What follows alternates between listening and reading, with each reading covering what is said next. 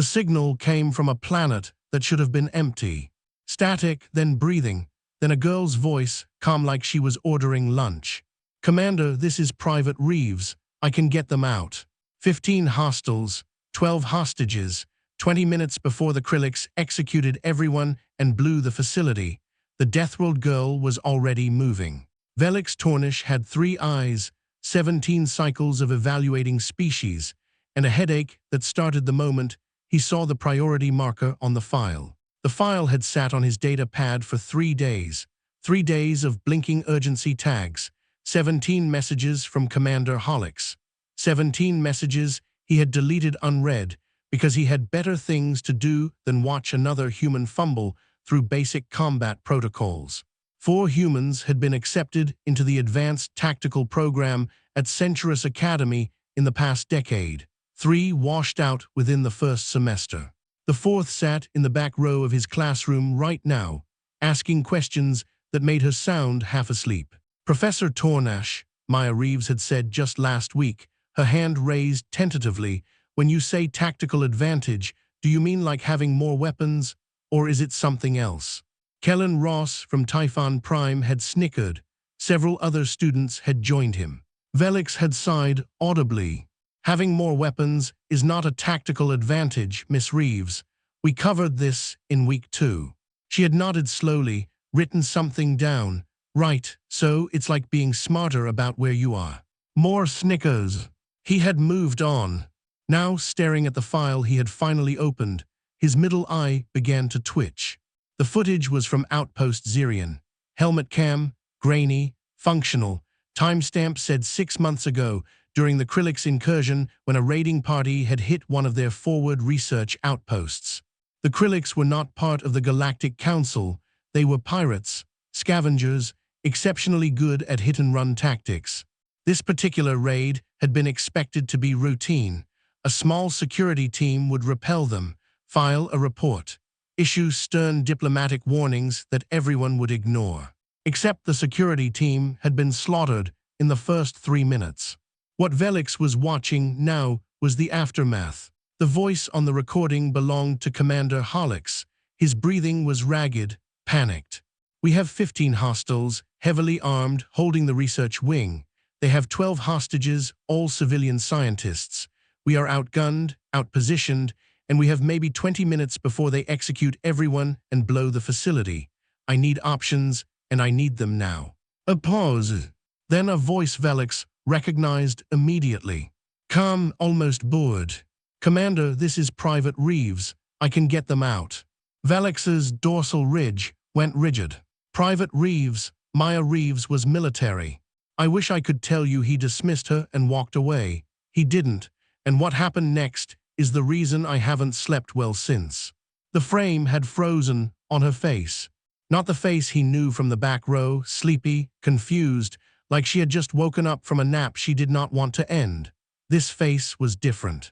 Harder, the eyes that had asked him about tactical advantage like a child learning to read, were now tracking distances, angles, lines of fire, and exit strategies all at once.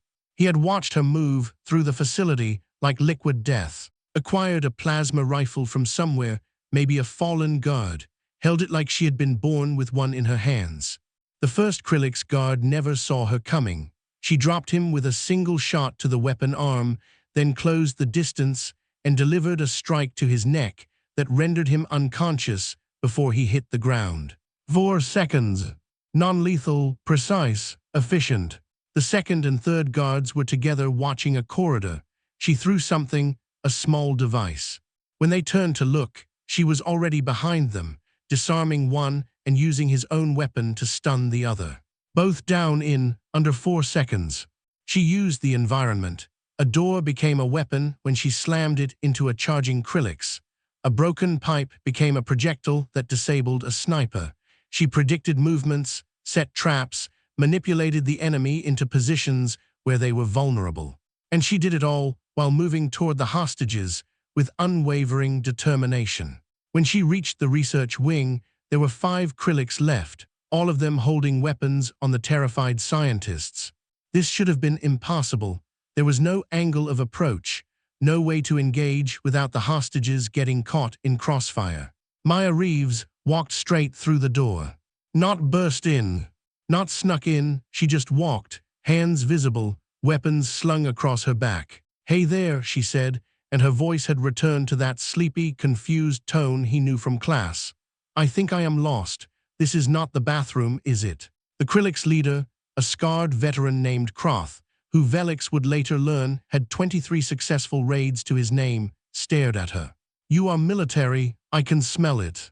"Me," she laughed, and it sounded genuine, confused. No, I am just a student. I got separated from my group during the whole scary shooting thing. Super terrifying, by the way. You guys are really good at the terrorism." She was rambling, babbling like an idiot. And while she did, her eyes were moving, calculating, measuring distances and angles with a precision that made his blood run cold. "You think I am stupid, human," Kroth growled. "You think I will just let you?" She moved. Velix had to watch it 3 times before he understood what happened.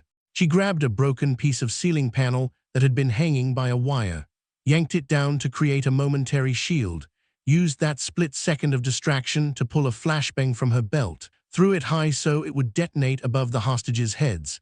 Then she was moving again, firing not at the Krillix, but at the structural supports of the shelving units behind them. The shelves collapsed.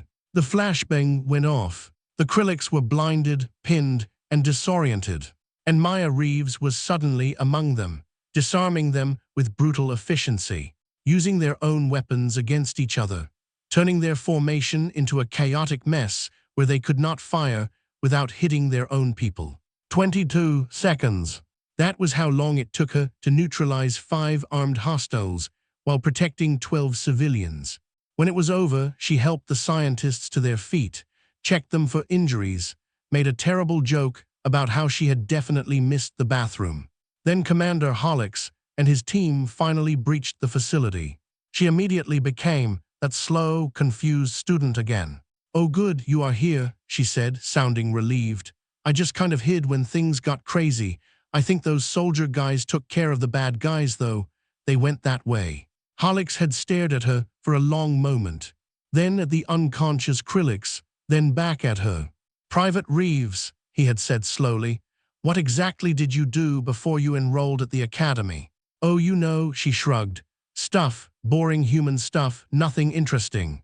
The recording ended. Velix sat in his office, his 3 eyes unfocused, his mind trying to process what he had just witnessed.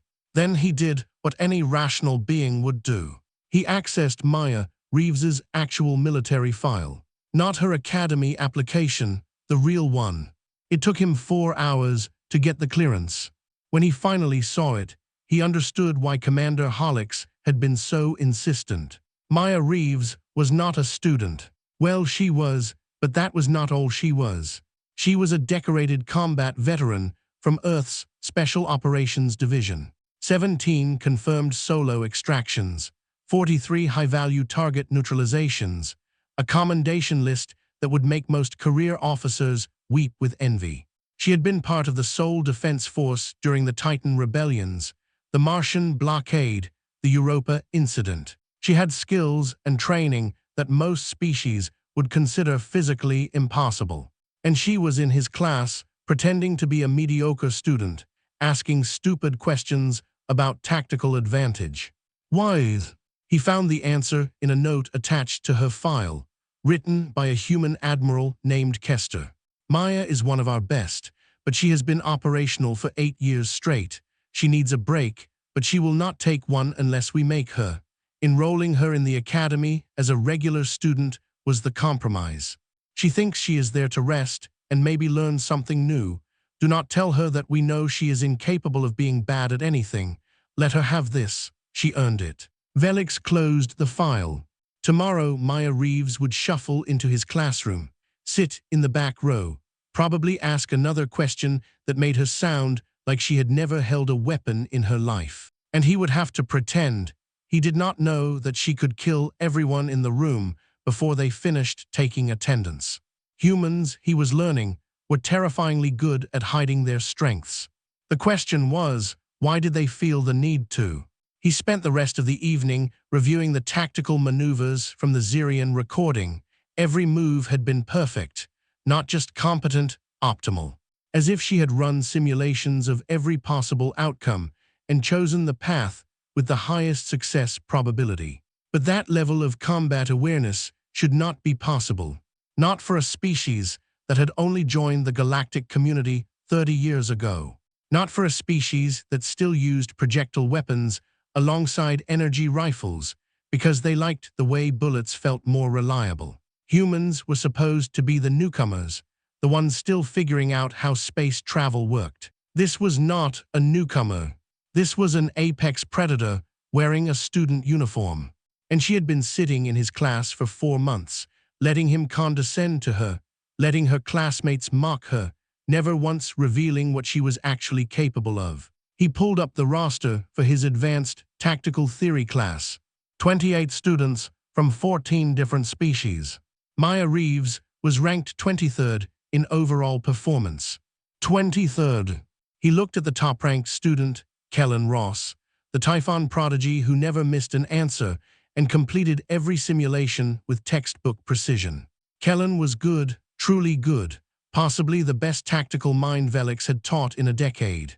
Against Maya Reeves in actual combat, he would last maybe 15 seconds, if she was feeling generous. His communicator chimed. A message from Commander Holix. Did you watch it?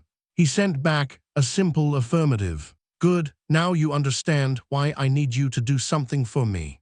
There is going to be a joint training exercise in 2 weeks, multi-species teams, live ammunition scenarios. Command staff observing for recruitment purposes. I need you to put Reeves on a team and push them into a crisis situation. I need to see what she does when she cannot hide anymore. He typed back, why? Because we need to know if she can lead, not just fight. If she can, we have bigger plans for her. If she cannot, then she gets her peaceful academy experience and we leave her alone. But I need to know. He stared at the message for a long time. This seems manipulative. It is, but she is too good to waste and too stubborn to admit she is bored. Sometimes you have to force people to accept their own potential. You in. He thought about Maya Reeves sitting in the back of his class, hiding in plain sight, carrying the weight of skills and experiences that would crush most beings. Also, she could have something resembling a normal life. Then he thought about the 12 scientists she had saved, the way she had done it with such casual brilliance that it seemed effortless. Item in 2 weeks. In 2 weeks, Maya Reeves was going to face a situation where being mediocre would not be enough. And Velix Tornish was going to find out what a human looked like when they stopped pretending to be weak. The training exercise was scheduled for dawn. On this planet, that meant the Triple Suns would cast shadows in 3 different directions and make depth perception a nightmare. Perfect conditions for chaos, which was exactly what Commander Holix wanted. He built the team with care. Not the kind of care that wins awards. The kind of care that sets someone up to fail so you can watch how they handle it. Velix selected 3 students for Maya's squad, each one a deliberate problem.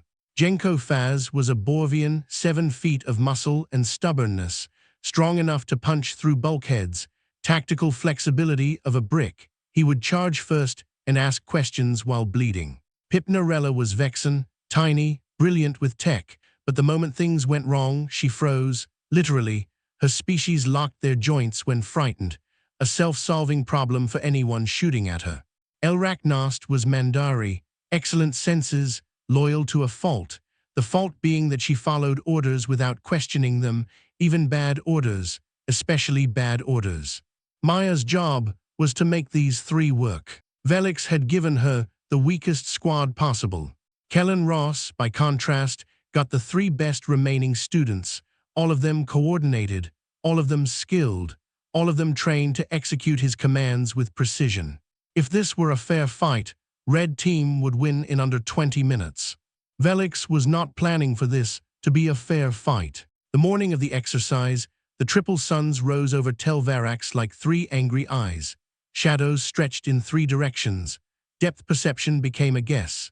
The observation tower's filtered windows dimmed automatically, and the instructors filed in one by one, cups of stimulant in their hands, betting pools already forming. Commander Holix stood beside Velix, arms crossed. You gave her the disaster squad. I gave her the squad she would have chosen for herself. By making it impossible. By making it honest. Below, the students assembled on the training ground, 28 of them, 7 squads of 4, each squad a mix of species and skill sets. The scenario was simple on paper. Retrieve a data core from a fortified position, extract it to a safe zone, do it all while opposing teams tried to stop you. Live rounds, real stakes, medical teams on standby. The fortified position sat at the center of a maze of shipping containers, wrecked vehicles, and broken structures. 3 teams would defend it in overlapping shifts. 3 teams would attack from different angles. Blue team, Maya's team, would have to navigate both. Velix watched her. Maya stood with her squad near the edge of the deployment zone. She was studying the map on her data pad, tilting her head like she could not quite figure out which direction was north. Jenko kept glancing at her with barely concealed annoyance. So, what is the plan? Maya asked, her voice carrying that familiar uncertain lilt. Jenko snorted. The plan is I go in first, break things, and you 3 try to keep up. Stay behind me and do not get in my way. Oh, okay, Maya nodded. That sounds good. You seem really strong and stuff. Elrak rolled her eyes. Pip just looked nervous. The horns sounded. The exercise began. Red team moved out immediately, Kellen directing them with precise hand signals. They formed a standard advancing formation, covering angles, moving with textbook efficiency. Beautiful to watch. Blue team stumbled. Jenko charged ahead without waiting for coordination. Elrak tried to scout, but kept having to double back because no one was following her directions. Pip froze at the first sound of gunfire, even though it was 300 meters away. Maya just sort of wandered along behind them, looking lost. It was painful to watch. Holix leaned closer to Velix. This was your plan, put her with incompetence and hope she magically fixes them.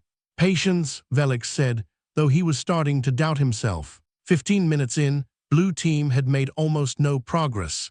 They had gotten pinned down by Yellow team's suppression fire, wasted ammunition.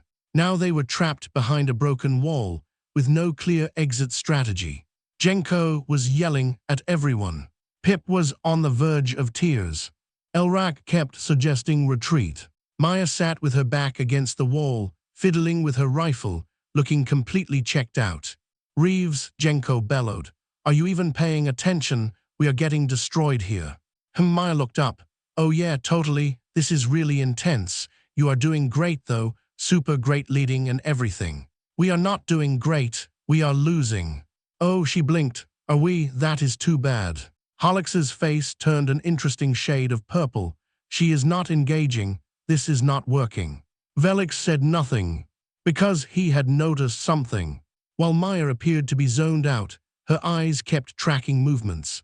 Not the obvious ones, the enemy positions, the gunfire, small details, the way the light reflected off certain surfaces, the rhythm of enemy fire patterns, the gaps in their coverage. She was not checked out. She was mapping everything. Guys, Maya said suddenly, her voice still casual, I think maybe we should try something different, like this whole hiding thing is not really working right. Obviously, Jenko snapped, but unless you have a brilliant plan, we are stuck. Well, I do not know about brilliant, she scratched her head, but I noticed that Yellow team reloads every 47 seconds in a staggered pattern, which means there is a 2.3-second window where the left flank has reduced fire coverage. Everyone stared at her. Also, there is a drainage pipe about 15 meters to our right that connects to their position. Pip could probably fit through it. Pip's eyes went wide. And that abandoned vehicle at our 10 o'clock has reflective panels. We could use them to create false movement if we angled them correctly. Silence. Also, Maya continued in that same dreamy tone. Red team is about to flank Yellow team from the north in approximately 90 seconds. That will distract them and give us an opening to advance. So if we time it right, we could use the confusion to slip past both teams and get to the data core while they are fighting each other. Longer silence. How do you know red team's position? Elrak asked slowly. Oh, I have been listening to their radio chatter. They are not using encryption, which seems like a mistake, but that is their problem. Maya smiled helpfully. So, should we try my thing, or do you want to keep doing the hiding plan? I am fine with either. Jenko's mouth opened and closed several times. You have been tracking enemy reload patterns, found an infiltration route, predicted enemy movements, and hacked their communications, all while sitting there looking like you were barely awake. I mean, I was not really hacking, they just were not secured, so I was just listening, which is different. She paused. Right, that is different. Reeves, Pip said quietly, what exactly are you? Tired mostly, Maya yawned, and maybe a little hungry. Do we have snacks after this? Or is that later? Up in the observation tower, Velik saw Holix lean forward, suddenly very interested. Jenko shook his head like he was trying to clear water from his ears. Fine, we do it your way. What do you need from us? Oh, I do not need anything, really. Maya stood up, brushing dust off her uniform. You guys just stay here and look pinned down. I will go get the data core and bring it back. Should take maybe 10 minutes. 15 if I get distracted. By yourself, Elrak's voice pitched up in disbelief. There are 3 teams between us and the objective. Yeah, but they are all focused on fighting each other. They will not really notice me. She checked her rifle, made sure her gear was secure. Unless you want to come. I can wait if you want to come. This is insane, Jenko muttered. But he did not stop her. Maya Reeves walked out from behind the cover like she was heading to the cafeteria. What happened next would later be taught in tactical courses across the galaxy as a master class in solo infiltration. She did not run. She did not hide. She just walked. But she walked in the spaces between attention. When yellow team looked left, she moved right. When red team advanced, she used their movement to mask her own. She read the battlefield like it was a children's book, simple and obvious to her, impossible for anyone else to comprehend. She reached the drainage pipe and slipped through it just as she had predicted, emerged directly behind yellow team's position. But instead of engaging them, she waited, counting silently. Red team's attack came exactly when she said it would. The moment yellow team turned to face the new threat, she was past them, moving toward the fortified position holding the data core. The fortification was guarded by green team, 4 highly trained students with overlapping fields of fire, impenetrable according to standard tactics. Maya pulled out her data pad and started typing. 30 seconds later, the fortification's lights began flickering. Then the automated defense turrets started spinning randomly. Then the doors locked, trapping green team inside their own position. Did she just hack the entire facility? One of the instructors beside Velix whispered. I thought she was a combat specialist, another replied. Maya walked up to the fortification, knocked on the door politely, waved at the camera. Through the open comm channel, they could hear her speaking. Hey there, green team. Super sorry about this, but I kind of need the data core. And you are all locked in, which is really unfortunate. If you could maybe just slide it under the door, that would be amazing. A pause. No, okay, that is fair. That is totally fair. She pulled something from her belt, a small device, and attached it to the door panel. So this is an override key that will unlock the door in about 5 minutes, which should give me enough time to be far away. You guys did great, though. Really excellent defensive positioning. Gold star effort for sure. The device beeped. The door's secondary lock disengaged. Maya opened it just wide enough to grab the data core from its pedestal, which somehow she had determined the exact location of, then closed it again and started jogging back the way she came. She made it 20 meters before red team spotted her. Contact, single target with the objective. Kellen's voice was sharp, professional, all units converge. Red team was good. They moved to intercept with precision, cutting off her escape routes, forcing her into a kill box where she would have no choice but to surrender or be eliminated. Maya stopped running. She stood in the open, holding the data core, and sighed. "Okay," she said. Her voice had changed. No more confusion, no more uncertainty, just calm, cold assessment. "I really did not want to do this." She threw the data core straight up, high into the air, a perfect arc that would bring it down in exactly 8 seconds. Then she moved. Kellen fired. Missed. Maya was not where she had been. His teammate fired. Also missed. Maya had used a supply crate as a springboard, vaulted over their position entirely. The third teammate tried to track her movement, could not. She was too fast, too unpredictable, flowing between obstacles like water. The fourth teammate, the smartest one, aimed where she was going to be. Maya changed direction midair. Something that should have been physically impossible. She twisted her body in a way that defied inertia. The shot passed through empty space. She landed, rolled, came up right under the falling data core, caught it without looking, was sprinting again before Red Team could reposition. "How is she doing that?" Kellen's voice cracked with frustration. "She is human. They are supposed to be slow." But Maya was not slow. She was a nightmare wrapped in a student uniform. Watching her move was like watching physics decide to take a coffee break. She could have extracted then. The safe zone was clear. Blue Team's designated exit was open. She would have one. Instead, she stopped. "Hey Kellen," she called out, still in that casual tone. "You are really good at this, you know, like textbook perfect tactics. Your instructors must be super proud." Kellen was reloading, trying to get a bead on her position. "What are you doing, Reeves?" "Just thinking about something my old commander told me." She stepped into view, completely exposed.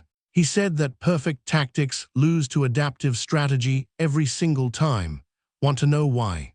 "I really, really do not care right now." "Because perfect tactics assume the enemy will follow the rules." She smiled. It was not a nice smile. "But the thing about humans, Kellen, is that we are really, really bad at following rules." She threw the data core again. Not toward the safe zone. At Red Team, directly at Kellen. His instincts took over. He caught it. And in that split second, where his hands were occupied, where his team was looking at him instead of their sectors, Maya moved through them like a ghost. Disarmed two. Stunned a third with a strike to a nerve cluster. Left Kellen standing there holding the data core with a stunned expression. "Thanks for holding that." Maya plucked it from his hands. "You are a real team player."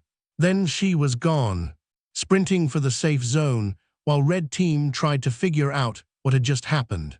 Blue Team's extraction point was now contested.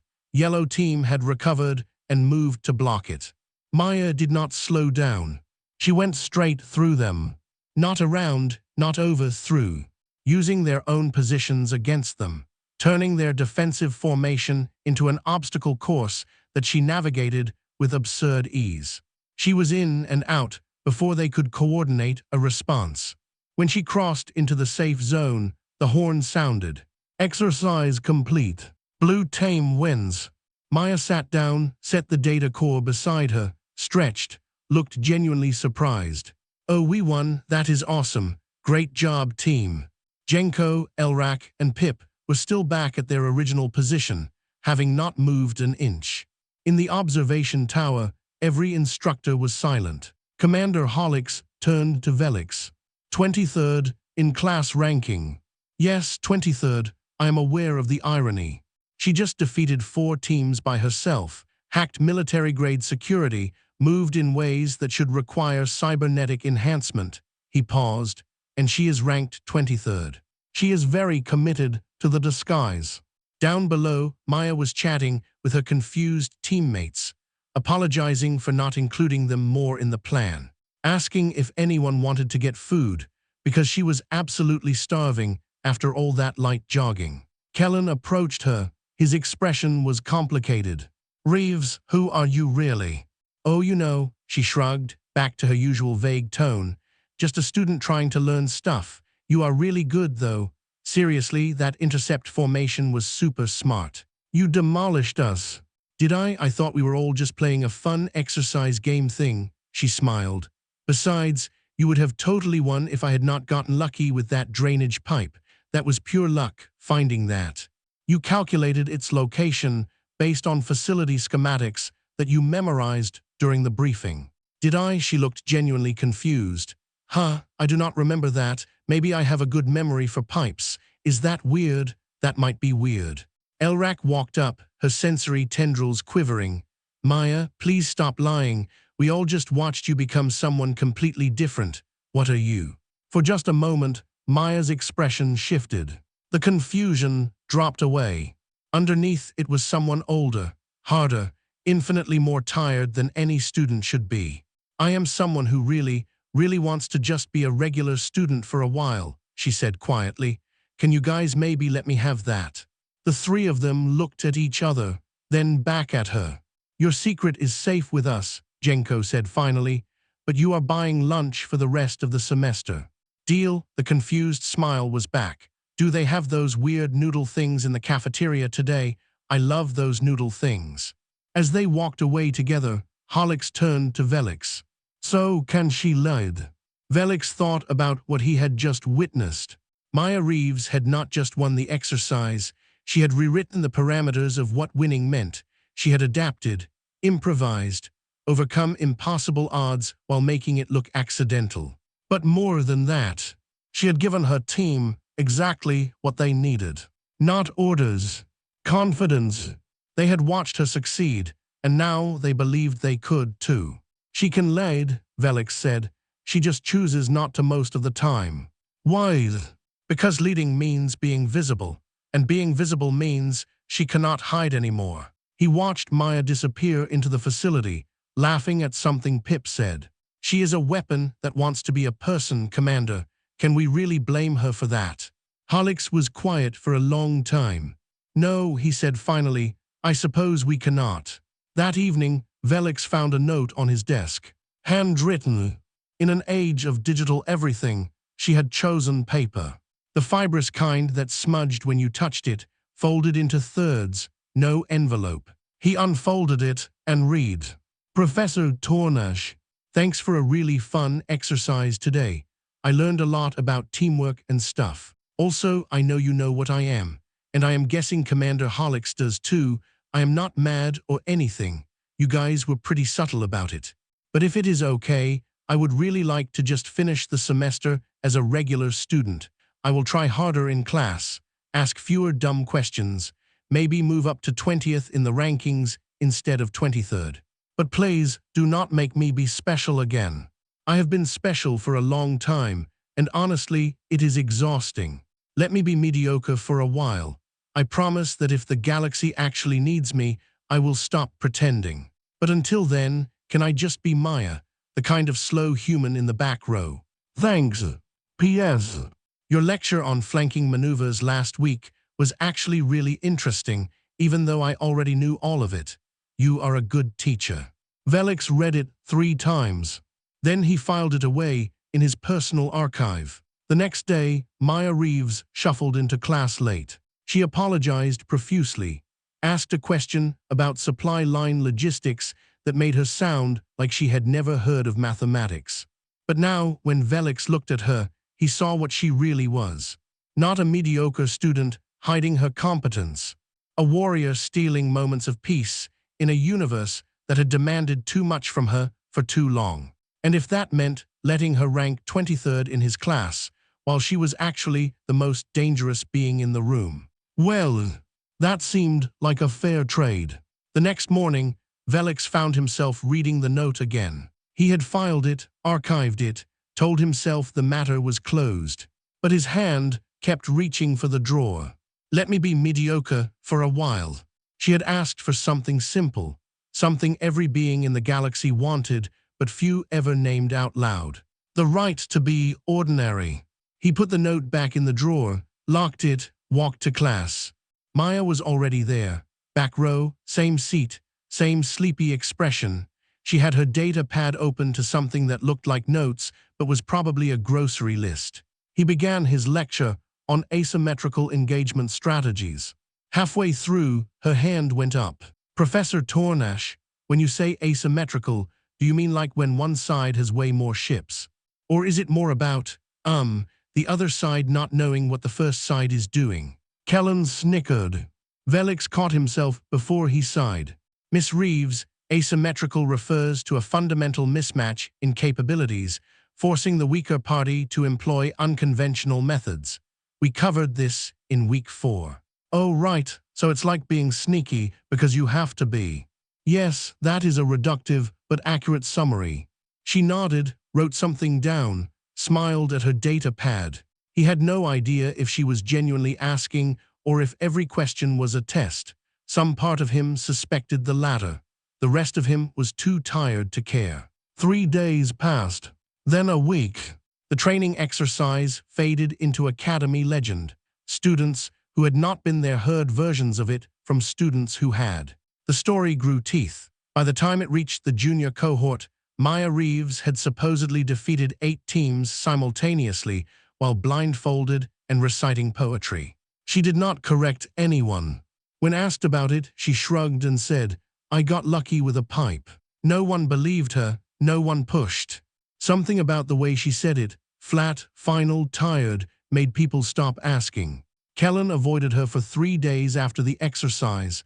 When he finally sat next to her in the cafeteria, he did not speak, just ate his food, stared at his tray. Maya let him sit in silence. After 10 minutes, he said, "I trained for 6 years to be the best. Okay.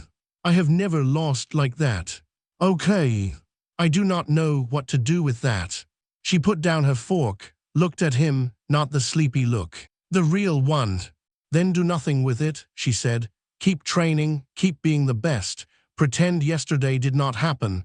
That is what I do." "That is what you do."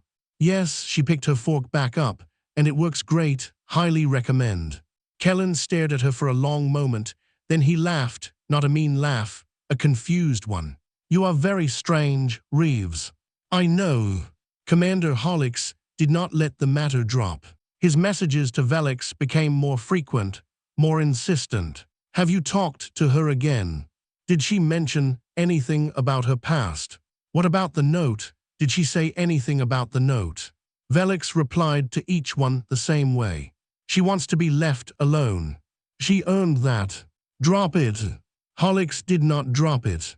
"There is an incident developing on the border. Krillik's activity. More than usual, Command wants to send an observer, someone who has dealt with them before. Someone who can move like she moves. I am submitting her name." Velix stared at the message for a long time. His middle eye twitched. "You cannot do that. She is a student. She is a soldier who enrolled as a student to escape. But the galaxy does not care about escape plans. You are going to ruin her.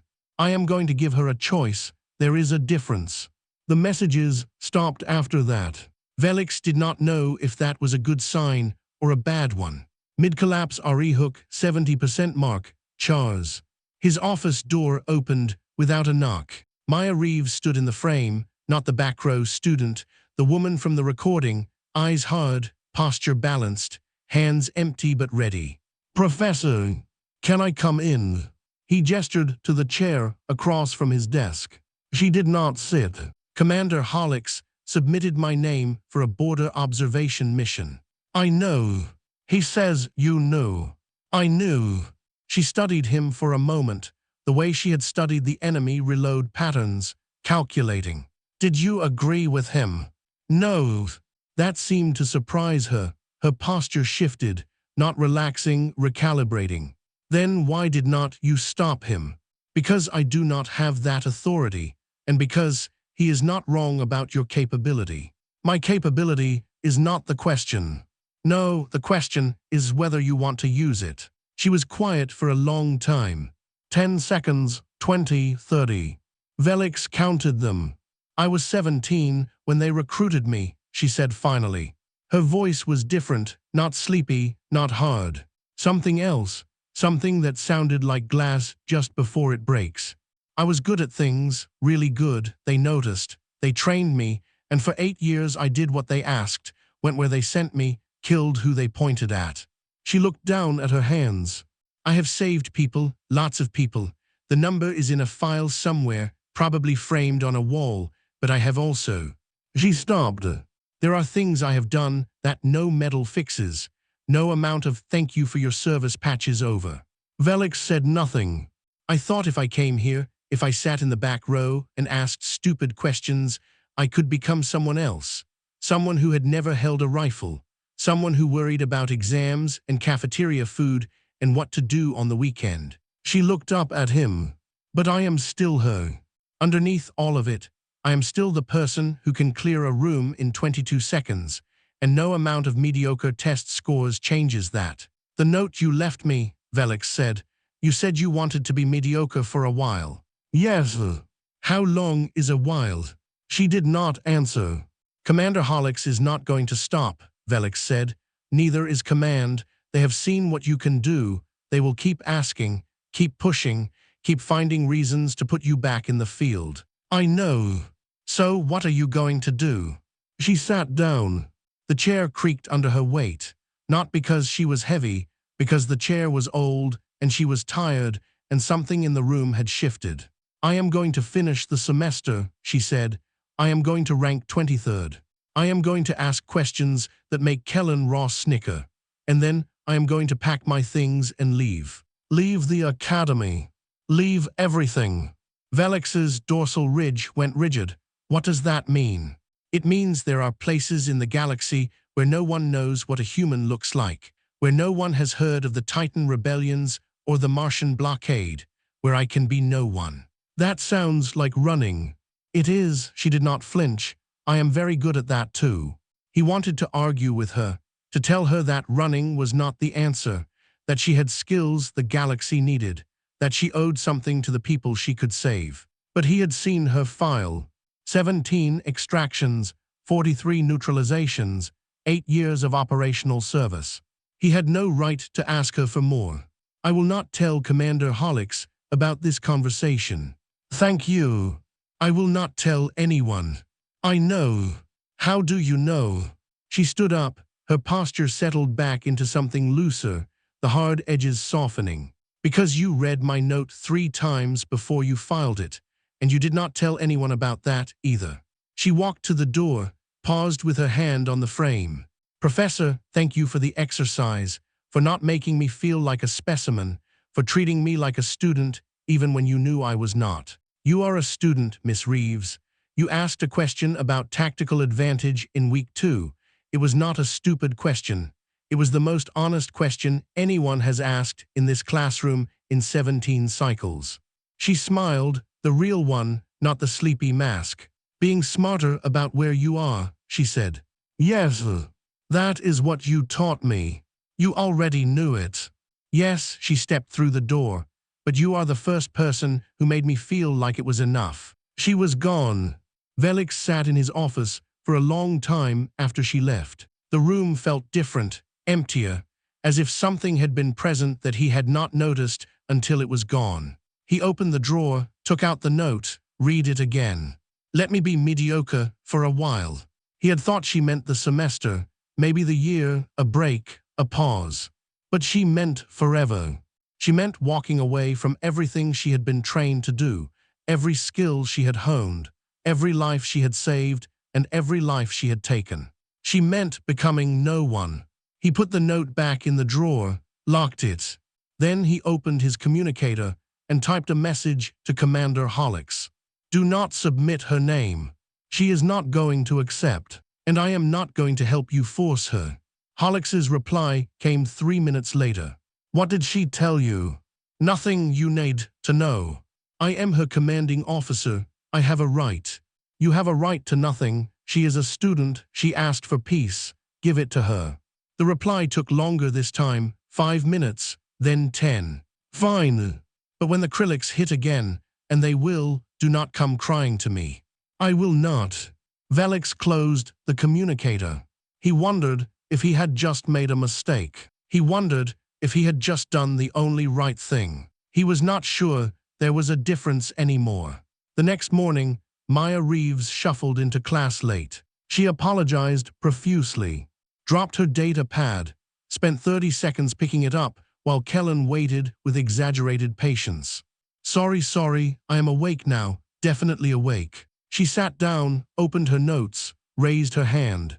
Professor Tornash, quick question.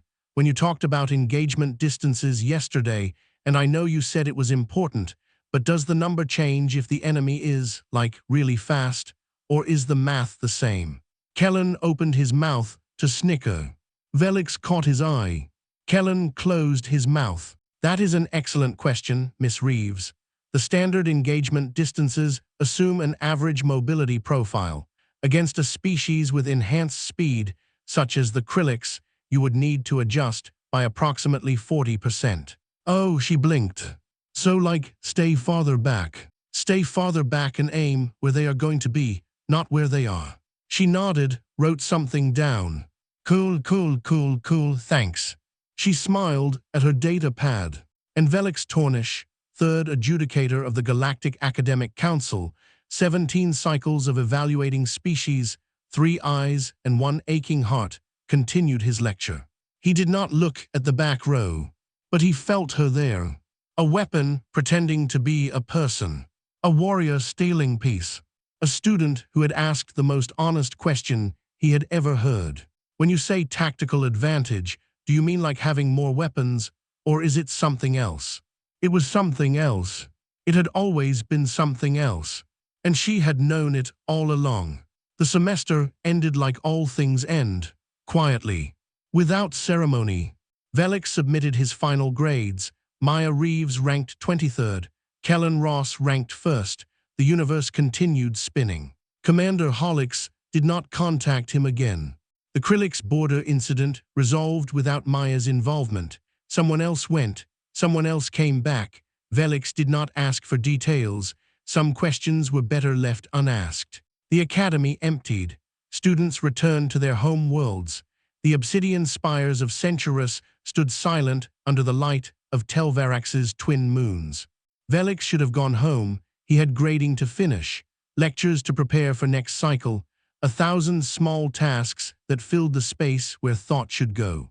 Instead, he sat in his office and stared at the locked drawer. 3 weeks passed. Then a message arrived. No sender ID. No priority marker. Just a file attachment and a single line of text. You should see this. He opened it. The footage was from a trading post on the edge of Krillix space. Grainy, unstable, recorded on a civilian data slate. A raid was in progress, not a military target, a civilian habitat, families, merchants, people who had never held a rifle. The Krillix moved through the market with casual efficiency, taking what they wanted, leaving bodies behind. And then, a figure stepped out of the smoke. Not running, not hiding, just walking. The way she had walked through Outpost Zirion, the way she had walked through the training exercise, the spaces between attention. Maya Reeves.